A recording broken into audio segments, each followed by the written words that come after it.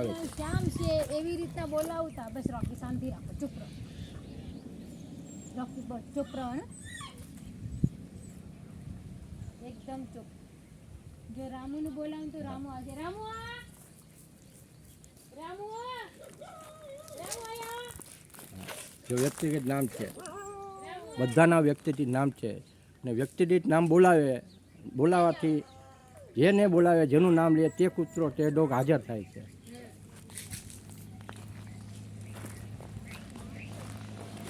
અને પણ ઈકન પાણીનું ભીનું કરી દીધું છે કે શાંતિથી રહી શકે.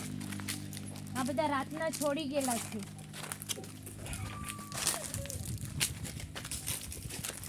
રામુ આયા, રામુ આવો.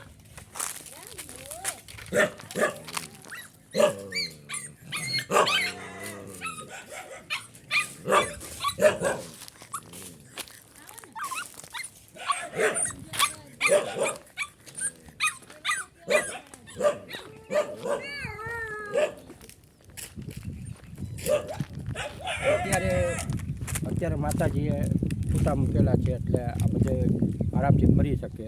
ઓછામાં ઓછા અત્યારે તમે જુઓ છો એટલે તમને અત્યારે 20 થી 25 દેખાતા હશે, પણ સમય થશે ને એટલે અહીંયા છે ને સાંજે 50 થી 60 ભેગા થઈ જશે. બરાબર છે. પછી આખી રાત રોકાશે, સવારમાં પાછા કાંઈ જેને તકલીફ નહીં ને છૂટા મૂકશે ફરી હરી હગે. ખાલી બાંધી નથી રાખતા. બરાબર છે. જેને એવું લાગે છે એને જ બાંધીને રાખે. હા, જે બીમાર છે એને બાંધેલા. બાકી બધા અત્યારે 50 થી 60 આવા ડોગ છે એમની પાસે. જો આ બધા સારા છે તો ખુલ્લા છે. રામુ સીધા રાવ. રામુ રામુ હાલે, રામુ હાલે, રામુ હાલે, હાલે રામુ. આવો આવો આવો, અંજાન પડે છે ને. તમે જાઓ એટલે તમને આવો રામ,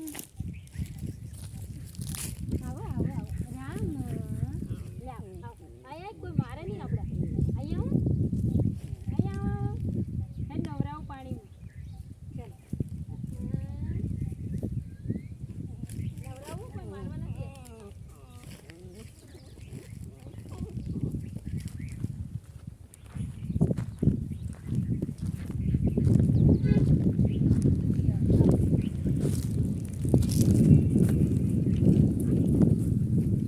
ઘણા લોકો પણ ગોળ પીવે.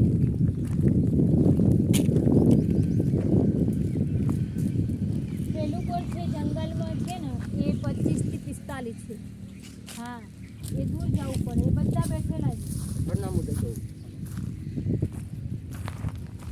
આ આશ્રમ પરબધામ છે. પરબધામની બાજુમાં 2 કિલોમીટર થાય છે. એક બાજુ ભેસાણ ગામ છે, એક બાજુ ખંભાળિયા ગામ છે 3 કિલોમીટર, આ બાજુ ભેસાણ 2 કિલોમીટર છે, આ બાજુ પરબધામ 2 કિલોમીટર છે. વચ્ચારે રોડના 3 રસ્તા છે. ત્યાં આમનો આશ્રમ આવેલો છે માતાજીનો. કેસરિયા હનુમાનજી મંદિર છે અને આ જગ્યા સરસ જગ્યા છે. તો કોઈક દિવસ તમે પરબધામ આવો, ભેસાણ આવો કે જુનાગઢ જતા હો તો રસ્તામાં આશ્રમ છે તો અવશ્ય મુલાકાત લેશો અને તમે તમારી નજરે તમે ખુદ જોજો કે માતાજી કેવી સેવા કરે છે. તો આપણે બને ત્યાં આપણા જેટલી કોશિશ થાય એટલે આપણે આ માતાજીને મદદ થાય એવી આપણે પ્રયત્ન કરીશું. એટલે અવશ્ય તમે પધારજો અને માતાજીની સેવા જોજો.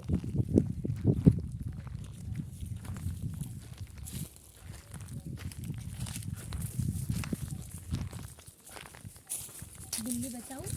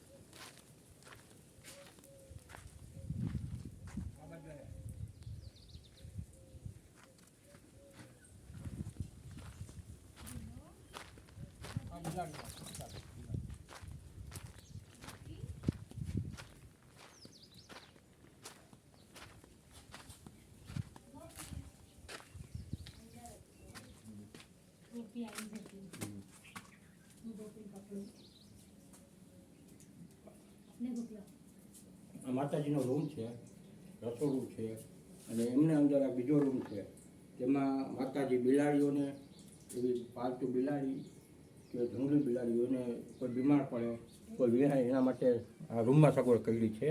રૂમમાં દૂધ પાણી લેવા માટે જો એમને કુંડ રાખ્યા છે. કુદરતી રીતે પ્રકૃતિની અંદર કુદરતી જે પશુઓ રહે તે રીતે જો એમને આમાં માટી ભરેલી રાખી છે, દૂધનું રાખેલું છે, બિલાડીઓ છે. આ અંધી છે, આંખે નથી દેખાતું. આંખે દેખાતું નથી આ બિલાડીને. હા, જે દેખાય તો ભાગી જાય. હા.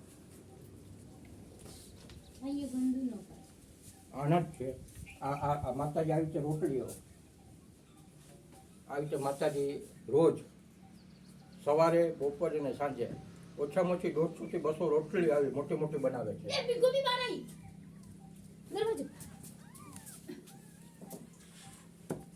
જો આઈ બધી બાપુ દેખો, બધી ઉતારવી દે.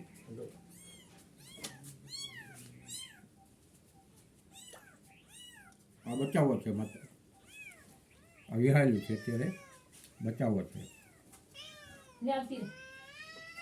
ગોપી બહાર આઈ, ગોપી. દરવાજો લઈ દઉં છે પાછી. લેજે તું. અનાજ નહોતા લઈ દઉં. આ માતાજી કોઈ અનાજ આપી જાય આ કૂતરાઓને બિલાડી ખવડાવવા માટે તે માટે આ અનાજ છે. અને માતાજી આવી છે રોટલીઓ આ રોજ સવાર બપોરે સાંજ 150 થી 200 રોટલીઓ આવી બનાવે છે. અને માતાજી આવી આપણે આ છે વેચાતા લીધા છે. એ 5000